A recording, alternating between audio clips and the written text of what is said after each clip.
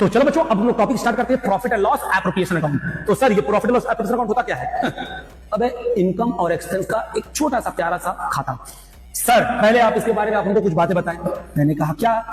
पहले बताएं profit and loss appropriation account बनाया ही क्यों जाता है?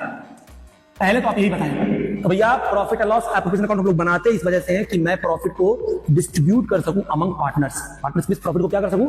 डिस्ट्रीब्यूट कर सकूं।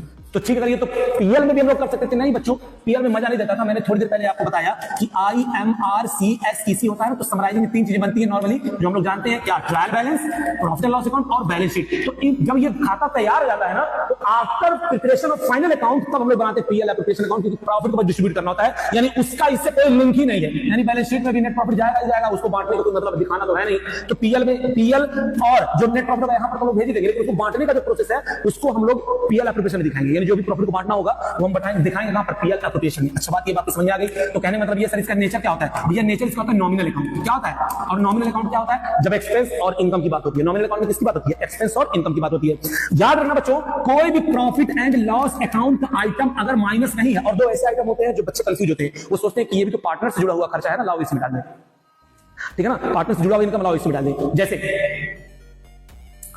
पार्टनरशिप फर्म पार्टनर्स को managerial commission, not commission, managerial commission देता है। तो मैनेजरियल कमीशन कहां किसका पार्ट है?